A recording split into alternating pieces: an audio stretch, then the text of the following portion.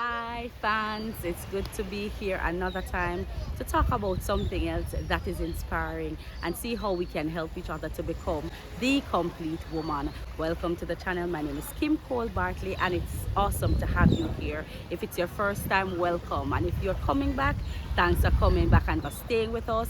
Please remember, as you watch the channel, let's help the message to go out so more women can be healed, more women can grow. And as I always say, I know we're talking about the complete woman, but it's not just about women. We also can see where men can benefit from the content that we have on our channel. And so as we're here today, I just want to greet every person, whether it's morning, afternoon, evening, night, whatever time it is that you are watching this video. I just want to extend gratitude to you for being on the channel. Please remember to like the video and ensure that you subscribe to the channel by just clicking that subscription button right there, and remember, hit the notification bell so that every time I do a new upload you can be notified.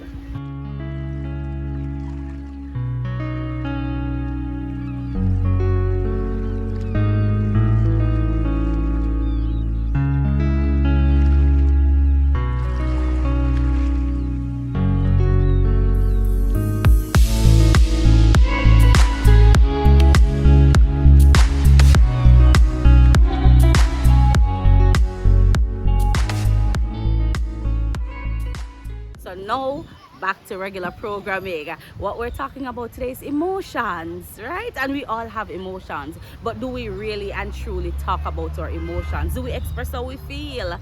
It is important to talk about how we feel, and this is something that we have been taught to suppress and hold back and not truly express who we are and how we're feeling.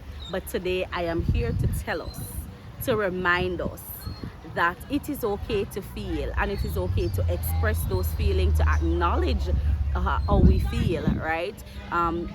If you are sad, it's a normal emotion, right? We do get sad. We experience things that causes us to be sad, whether it's experiencing grief, whether it's a disappointment, whatever it is, and it causes us sometimes to be sad.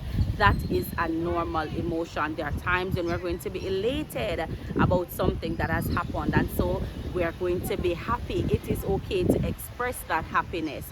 Do not allow anybody to bully you and make you feel as though you should not express how you're feeling, because sometimes we laugh about certain things, we feel happy and we express that emotion, that feeling, and others might say, why is she behaving that way? What is so funny? What is she laughing about?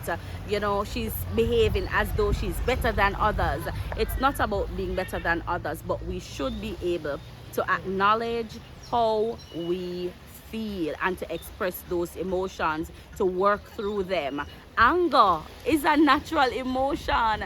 It is almost taboo in our world. When we talk about anger, people make it seem as though to be angry, it's something that you shouldn't feel, and so we try to suppress that feeling and pretend that it's not there. But can I tell you, pretending that your feelings are not there does not mean you don't have the feelings.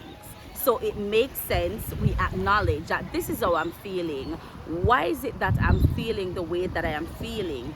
And how do I express that in a healthy way? Right? And understanding our emotions and being able to express them is something that will help us even in our relationships with others, because when we don't know how to express our emotions, you find that we don't usually have good relationships, or relationships might start off very well but then they are broken easily. And this could be relationships with a partner, it could be relationships, or just friendships overall, relationships with family members, co-worker relationships. A few days ago I felt so sad. I was so sad. I was sad because I was just thinking about the loss of my baby. And for those who've been following, you would have known we recently experienced a stillbirth in my family. I had a pregnancy for 8.5 months, and then I delivered a stillbirth baby. and it was painful. And I was just at home and I was thinking about that situation, and I started to think about, I think it was my daughter's birthday that was coming up, because Ruth just turned 5 recently, and so her birthday was coming up, and I was thinking about the baby, and not going to ever be able to celebrate a birthday for him, really, with him being there, because yes, we can still celebrate, but he will not be present. And I started to think about that, and I started to really feel sad, as I'm processing the grief of missing him, and not being able to hold him and to have the relationship I thought we would have had. Now, in addition to thinking about the baby that we lost, I was also thinking about other problems and situations that we had at home, and it just made me really sad. I was so sad. I felt heartbroken, and I was like, what do I do? And I thought about it, and I said, you know what, I'm gonna do this video on emotions, because I remember I was talking to someone, and like they were saying to me, Kim, don't cry, and just be strong, and they were encouraging me to hold on and be strong and not cry. And as the person said it, it just dropped in my spirit. Crying does not make me weak. Because I feel sad, it doesn't mean that I'm not okay. It doesn't mean I will not be okay. I experienced that. I acknowledge the fact that this was how I was feeling, and I thought about, why is it that I had this feeling? As I thought about the person saying that, I was like, it is okay, Kim. It is okay to feel sad. It is okay to cry. And I just lay there for a moment. I acknowledge that I was sad.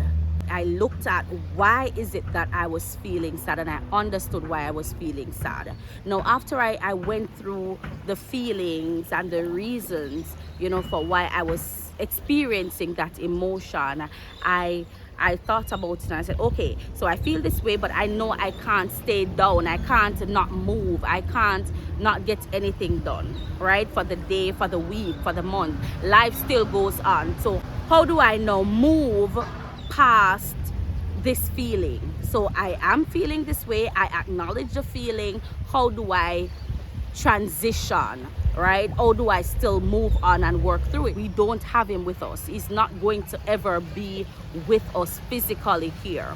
However, what can we do to keep the memory alive and to still feel better as we work through the grief and work through the emotions? And so I was able to look past it, and I was like, you know what, Lord, I don't have set to celebrate him physically here, but I know his birthday is my dad's birthday. And I started to think, you know what, I think I'm going to do something special each year for my dad, in remembrance of my baby, and just try to do something special that embodied this child that we lost. And I started to think about during my pregnancy, and I started to look at videos that I created during the pregnancy. And as I started to look at those videos, I started to feel my emotions started to change. So I was no longer feeling so sad and down, but I started to feel understanding. I started to feel that compelling feeling of moving on and getting past. And so I was able to embrace Ruth. I was able to celebrate her because she was here, and I knew it would have been unfair to not celebrate her, because I'm thinking of what I would be missing from another child when I also have another child that needs me. And so I was able to embody that emotion. I was able to acknowledge it. I was able to understand what caused it, and I was able to figure out what it is that I can do to help me to move through the feeling. And I'm so happy, and I hope that that works for somebody today. And so I encourage you, acknowledge your feeling. Whatever the feeling is, if it's anger, what is it that is causing you to be angry? Is it something that is legitimate? Are you able to change that feeling, and what is it that you can do to change that, to get that feeling of joy or happiness versus anger? What is it that you can do instead? And so we have to create the atmosphere that we need sometimes, right? It might be playing a game. It might be having a meaningful conversation with somebody you love and trust. It might mean, taking a self-care moment. It might mean going to the beach. It might mean going to a river. It might mean making something nice for dinner, your favorite meal. It could be just relaxing, making a glass of your favorite smoothie. But whatever it is, getting your hair, nails done, whatever it is that helps you to feel better as you work through the circumstances and your situation, I implore you, get it done, because we are prepared, and I challenge you to do whatever it takes to ensure that you remain the complete woman.